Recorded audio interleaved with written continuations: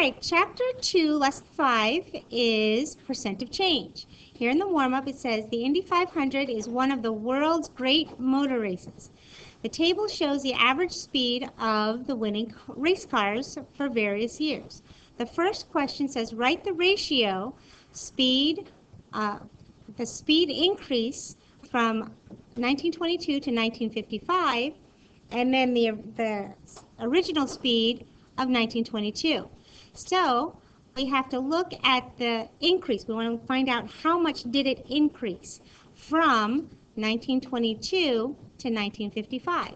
So here we're just going to subtract 128 minus 94, and that's going to give us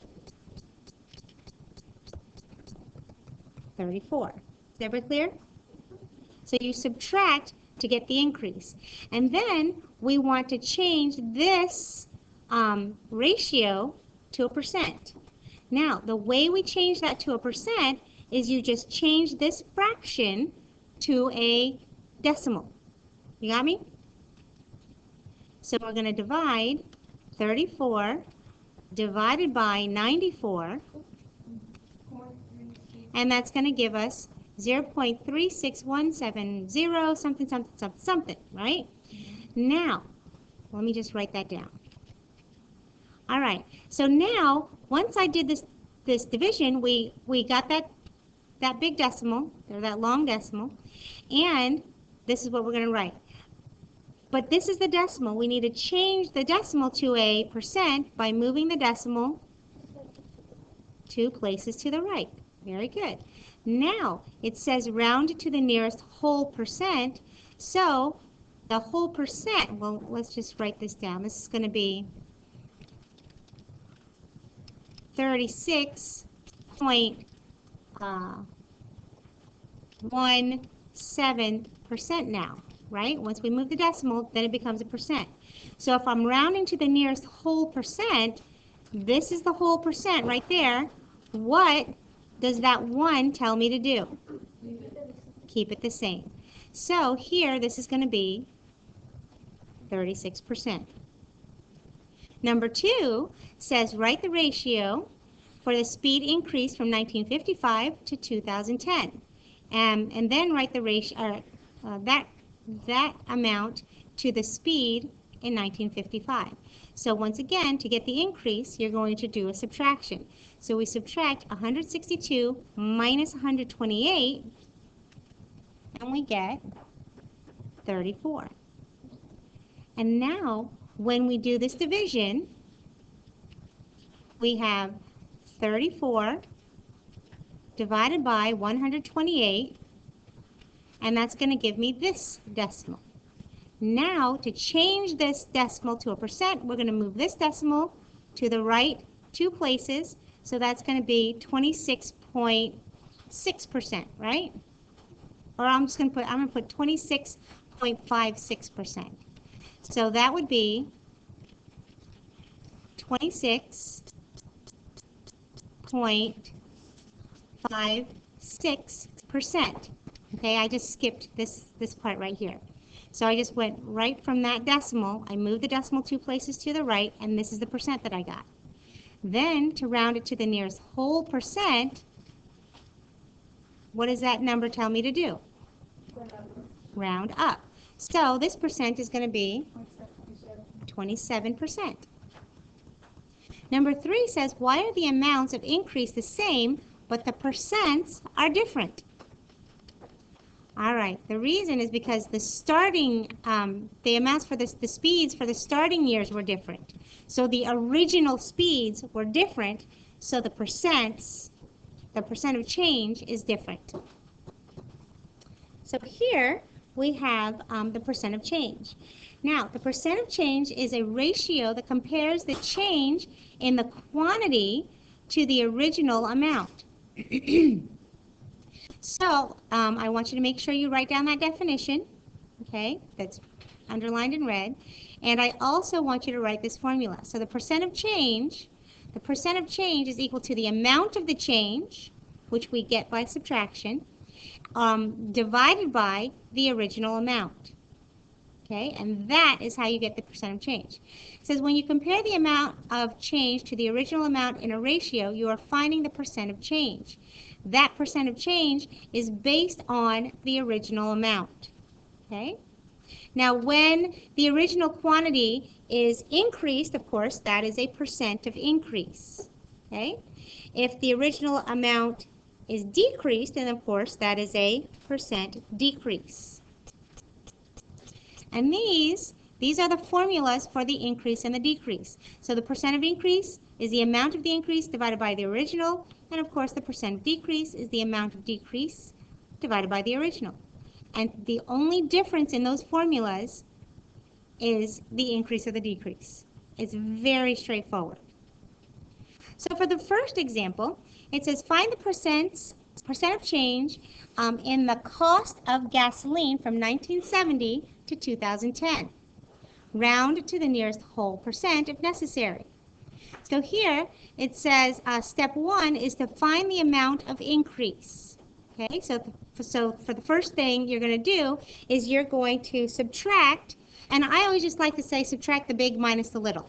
Okay, just subtract the big minus the little. So this is $2.95 minus $1.30. So when we do that, the percent of increase is $1.65. Okay, the second step is to find the percent of increase. So the percent of increase is going to be the amount of the increase divided by the original amount. Now, with 1970 and 2010, of course, which one is the original? 1970. Very good. So here we're going to divide $1.65 divided by $1.30. So when we do that division, we end up with 1.27. And then we change that to a percent by moving the decimal 2 places to the right. So that's going to give us 127% increase. So it's the same thing if we have a decrease. Okay, here it says Yusuf bought a DVD recorder for $280. Now it is on sale for $220. Of course, when something goes on sale, the price is decreasing. It's going down. So this is going to be a percent decrease. It says find the percent of change in the price. Round to the nearest whole percent if necessary. So once again, the first thing you're going to do is you're going to find the amount of the decrease. So you subtract the big minus the little, right? So 280 minus 220, that gives us $60. Now, then we're step 2, says find the percent of the decrease. Okay, so the percent of the decrease is the amount of the decrease, which is $60, divided by the original amount. Which one is the original? $280. That's the original price. So we're just going to do that division. We end up with 0.21. And then you move the decimal 2 places to the right to get your percent. All right, I put these notes in here because I wanted you to remember them, okay? So when you are finding the percent of change, the decimal representing the percent of change must be written as a percent. Because remember, when you take an equation, when you take a decimal or a percent out of an equation, it's not it's not a percent yet, it's a decimal. So you have to change the decimal to a percent. And then down here, you must always use the original amount as the denominator or the whole when finding the percent of change. All right, example A says find the percent of change from 10 yards to 13 yards. So we're going from 10 to 13, so is that going to be an increase or a decrease? That is going to be an increase. So that's why, because it says the amount goes from small to big, therefore it is an increase. So we are going to label it percent of increase. All right, so this is a percent of increase. So we want to find the amount of the increase, and we want to divide that by the original amount. So once again, I like to say you're going to subtract the big minus the small, which is going to be the 13 minus 10, and then you're going to divide by the original. And of course, from 10. So from 10, that means 10 is the original. Is everybody with me? All right. So we're going to subtract 13 minus 10, and we're going to divide by the original, which is 10. So we end up with 3/10. Now this 3/10 you can divide to make it into a decimal, which gives us 0.3. Okay, so 3/10 is 0.3. Now you want to change that decimal to a percent by moving the decimal 2 places to the Left. right. To the right. Left is not right. So once we change the decimal to a percent, moving the decimal 2 places to the which way? Right. To the right, we end up with 30%. And once again, because we are going from a smaller number to a larger number, this is a percent increase. All right, so for example B, it says the price of a radio was $20. It is on sale for $15. So it's on sale, so this is a percent decrease. Very good. It says what is the percent of change in the price of the radio? So once again, this is on sale. So we're going, this is a decrease. So here, once again, you can abbreviate this part right here to percent of decrease, DEC. You can do like that, okay? I'm all right with that. All right, so we're going from 20 to 15, and because, once again, because the amount goes from a big number to a small number, then it is a decrease, okay? So whether it goes from big to small or small to big, we're going to subtract the big number minus the small number. Doesn't matter. You just subtract the big minus the small. But you must realize which one is the original. So here the original price is 20, okay? So we're going to divide we're going to subtract 20 minus 15, and we're going to divide by the original 20, and we end up with 5/20. Now, we're going to change that fraction to a decimal by dividing 5 divided by 20. When we do that, we end up with 0.25. So now we're going to change that decimal to a percent by moving the decimal 2 places to the right. So that changes this to 25%, and it's a 25% decrease. Okay. Let's do a little sidebar here. All right, so I wanted to show you a way that you can change the 5/20 to a percent using fractions, okay? So we know that percent as a fraction is always over 100, right? So here, if I multiply this times 5 to make that 100, right? Then I have to multiply this times 5, right? No, that's easy. So this is going to be 25 over 100, which is 25%. Okay? So there's another way that you can change the fraction to a percent. Okay? All right, so percent error. Percent error is also a percent change. Okay, it's also a percent of change. The percent error is a ratio that compares the inaccuracy of an estimate or an amount of an error to the actual amount. Okay, so here, the example that they're giving us in this one is where they're guessing how many gumballs are in a jar. So the guess was 300. The actual amount is 400. So when we get the amount of the decrease, and I also wanted you guys to make sure you write down this formula, the percent error.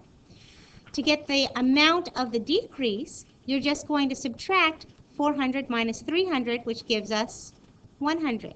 Then we're going to divide by the original, which is the actual amount. Okay? So we're going to divide by the actual amount, and that's going to give us our 25%. Example 3 says Ahmed wants to practice free throws. He estimates the distance from the free throw line to the hoop and marks it with chalk. Ahmed's estimate was 13.5 feet. The actual distance is 15 feet. We want to find his percent error. So the first thing we want to do is we want to find the amount of the error. So to find the amount of the error, we subtract the actual amount minus his estimated amount. So that's 15 minus 13.5. That gives us 1.5 feet. So now we're going to divide the amount of the error, divide that by the actual measurement, which is 15 feet. So 1.5 divided by 15 gives us 0.1, 1/10. Okay? So now we can change that to a percent by moving the decimal 2 places to the right, which gives us 10%. So for this example, it says, find the percent error if the estimate is $230 and the actual amount is $245. Round to the nearest whole percent. So once again, your formula is the percent error is the amount of the error divided by the actual amount. So to get the amount of the error, you're going to subtract the actual amount, which was 245, right? Minus the estimate, which is 230.